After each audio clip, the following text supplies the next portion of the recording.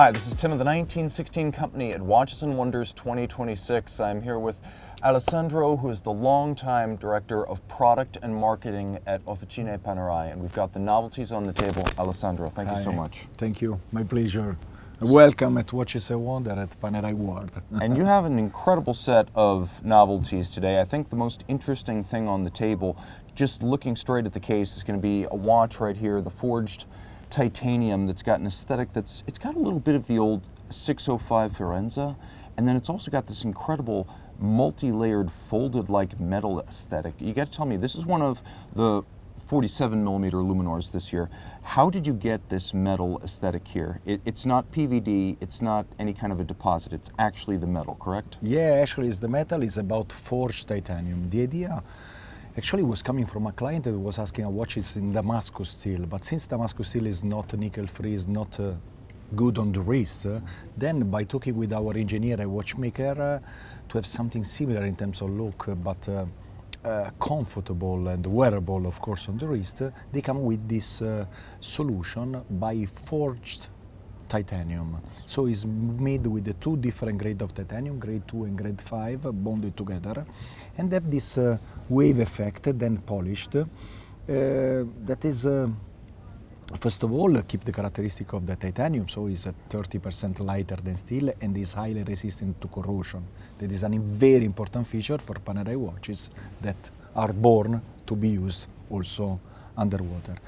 And then the case is inspired by the iconic model from the 60s, the 6152/1, that is known today as Luminor because of its device protecting the crown, the sandwich dial, the domed sapphire. So it's a watch that has vintage touch in the case, in the dial, on the strap, but with innovation and performance with a new material. So what's really fascinating right here is this is a limited edition, correct? Yeah, this is a limited edition of 100 pieces. So 100 pieces, one-shot production. All the new watches that we can see here are mechanical and wound caliber, like the historic edition, because Panerai from 1935 till 1985 did only end-wound mechanical watches. And that does seem to be the theme this year here at Panerai, Luminor and manually wound. We also have a unique case form, and I believe this one there's going to be, is it 100 pieces at boutiques only, or is it for all retail? Correct. It's a boutique only 100 pieces of our mono-brand store. And are these prototype pieces? So, say it again? Are these prototype pieces? Yeah, these are prototype I always pieces. want to mention when we're looking at prototypes that what you see in the end is going to be at least as good, usually better. Prototypes live a hard life, especially at these shows. There's a lot of fashion journalists around here, and Access Hollywood is merciless on machines. So let me just assure you, whatever you're seeing, these are prototypes. Now the watch is a very interesting piece. 3-day power reserve, twin barrel. It's got the latest version of the P3000, sort of a finger bridge style layout. Yeah. A very large diameter, just like, you know, an old Rolex Codebert or Angelus SF240, and that's sort of the aesthetic they're going for. On the front, a little bit more modern. Now we've got rose gold hands. We have an anthracite metallic sunburst dial. Externally, you've got the famed device protecting the crown. It's a locking lever. These two 47 millimeter Luminor models are going to be 100 meters water resistant, both still quite resilient in that regard. And in general production, we've got the 1735. Now this watch is designed a little bit differently. You'll notice this one is a Luminor with a seconds hand, which traditionally would have been Luminor Marina. Same inspiration historically, but this one's designed to look as though it is aged through the years, having been made in the 60s, what it might look like today if it were a 6152 combat watch from, you know, the tactical warfare era. And tell me about how you decided on this shading of the dial, because a lot of tropical style dials do take on these effects. Yeah, actually the inspiration from the tropical dial that we have in our archive, and then, you know, at the time the watches had the black dial, but then because of the effect of the material of the dial plus the luminescent material that was the luminescent paste that was tritium or radium at the time, combined with the UV lights, there was this effect on the dial that we have gradient faded color that goes from more brownish to more beige and the crew color.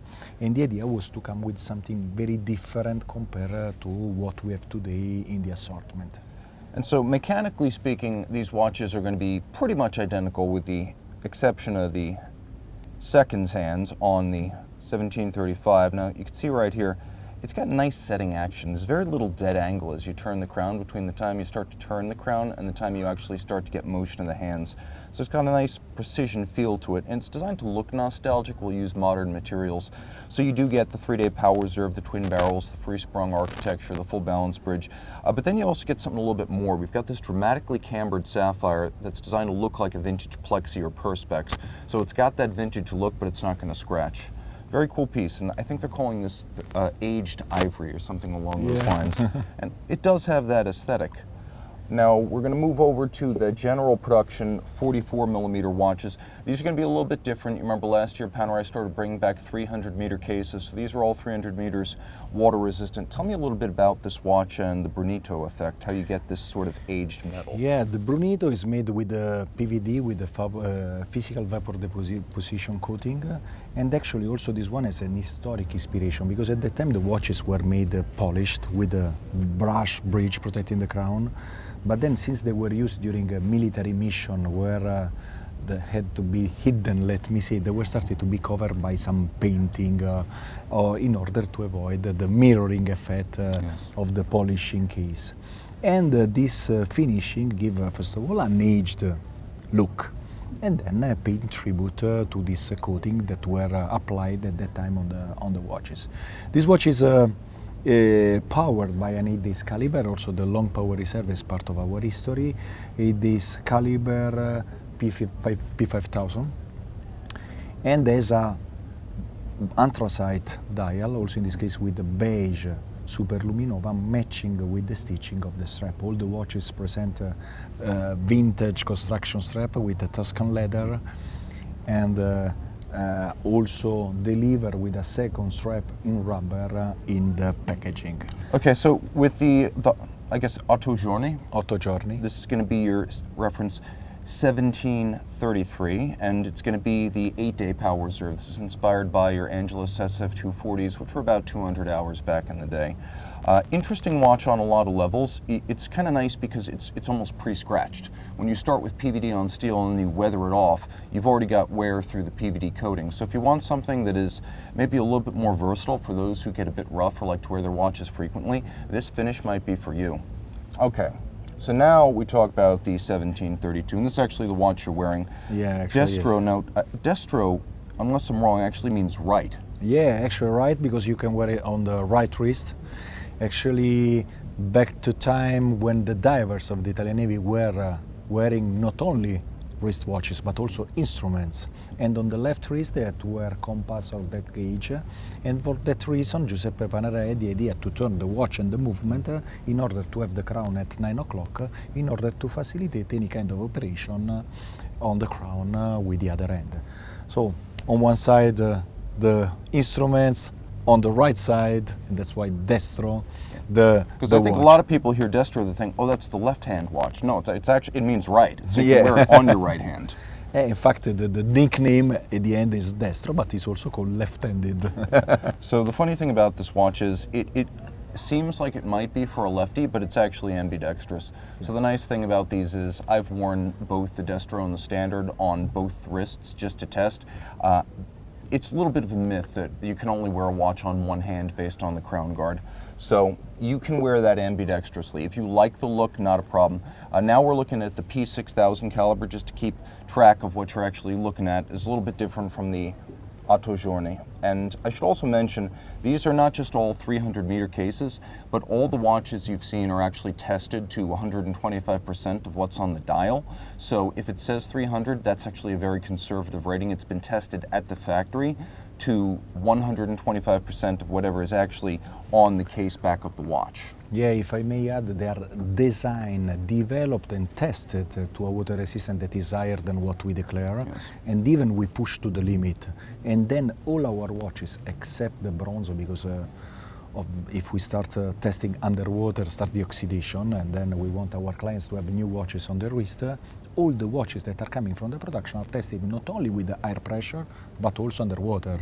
And we test the heat as well, because the pressure is important, the water pressure is very important, but the heating as well, in order to survive in any condition.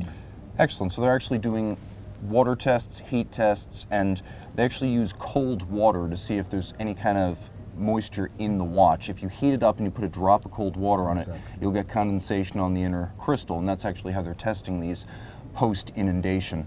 So I think now we've seen the, I guess you could call them the more mainstream watches. Now you have something very exceptional. And Yeah, actually this year, first of all, the watch is a wonder. We are in an underwater environment that is Panerai Natural Playground, where we present these watches with a strong vintage touches. But this year is about heritage and performance, because heritage is impacting both design and the performance of our watches. You were talking about the Angelus with the first 8 days caliber, because at the past, the less you were manipulating the case, the more resistant was the watch.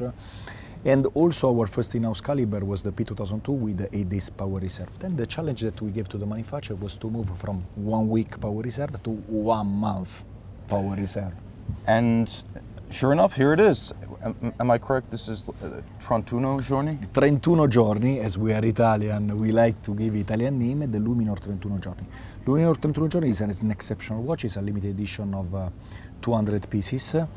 And with a new caliber, the P2031, after 7 years of development. Why 7 years of development? Because it's a construction with the 4 barrels and a mainspring that is 3.3 meters long in a 44 millimeter watch that gives 36 days power reserve. But thanks to a torque limiter that has been developed and then patented by our manufacturer in Neuchâtel, we are able to have the best 31 days. So it avoids to fully wound the watch till the end and avoid when there is a super power on the watch, and avoid the last days when the power reserve goes down and the rate goes down. So we have the best rate in the 31 days. So it actually has two things going on. There's the torque limiter, which chops off the downfall of torque towards the end of the power reserve, and it also limits at the high side so it doesn't gallop and gain a lot of time right out of the gate. It's also got a second mechanism. I believe it has a stop works built in. An automatic stop, yes. And it will actually halt itself when it's no longer able to keep accurate time. The watch is a very fascinating piece on a lot of levels, because it starts with gold tech outside, which is very red gold. It includes a high copper percentage, but also, I believe, platinum family metals and silver. So the idea is that you get something that's less likely to fade and also harder against scratches. And although a lot of these high-end watches from other brands are generally more delicate, this is still a watch that I believe is 100 meters water resistant. Correct. You can absolutely swim with this. It's got what appear to be 2 stacked barrels, so 4 barrels, but each set is coaxial. And then you've got the power reserve indicator on the dial side, which is a sliding scale. And then on the reverse, you can see it's extensively skeletonized. Again, we've got a free sprung balance, we've got a full balance bridge, and a sort of, I guess you could call it a lab-style open movement with a lot of evacuations. So you can actually see into the works of the machine. This is, again, going to be a boutique exclusive, I think? Yeah, boutique exclusive. It will be delivered also to some multi-brand, to the main partner. What is important to see that also in the development on top of the polarized date, we decided to develop a watch with 31 days but without any tool. So we don't need any tool to wind the watch, and only 128 turns of the crown to fully wound the watch. Why I'm saying only 128? If I compare with a P2002 that has 8 days power reserve, you need on such a move with only 8 days power reserve compared to 31, 97 turn of the crown. And that is important because on a lot of other watches, if you're familiar with IWC Pilot's watches, Blancpain 13-15 calibers, you're going to be between 108 and 120 turns of the crown for between 5 and 7 days. So just over 120 turns for this in a full month, that is an exceptional achievement. Thank you so much, Alessandro. Thank you, my pleasure. Hi, this is Tim of the 1916 Company at Watches and Wonders 2026 with Officine Panerai, and a watch that deserves its own stand-up. We're talking about a big watch with a big name. Are you ready for this? It's the Panerai Submersible Navy SEALs Afniotech Special Forces Experience PAM01732. What is it? Well, the headline here is hafnium. It's a material that's produced as a byproduct of zirconium production, and it's 70% heavier than steel. So this watch is 95% hafnium. In the hand, it feels almost like solid gold, but it's also harder than solid gold, more comparable to heat-treated steel. The watch is 47 millimeters and it's big. It's a 1,000-meter submersible and it's a GMT. Flip it over. The one major part of this watch that is not hafnium is the case back, where you can see an American flag and a little tribute to the Navy SEALs. And the cool thing about this watch is you will get to meet them at an experience in Florida where you will go through the entire routine: pre-dawn wake-ups, reveille, running, wading through swamps, getting wet, miserable. If you've got what it takes, they've got the watch, and only 35 people will have the pleasure of being terrorized by genuine Special Forces commandos, because this is a limited production piece. And just in case you find yourself far from home when you're in that Florida experience, this watch is a GMT with 2 independent time zones. What's inside always counts. It's the Panerai caliber P910S, which is a 3-day automatic with the GMT capability and stop seconds. What can I say about the hafnium? It is a bizarre aesthetic. It looks 3D printed. It looks almost sandpaper-like. In essence, it's a watch that looks and feels like none other. And if you want an experience like none other, the Navy SEALs are waiting for you. PAM01732, the new Special Forces experience at Panerai.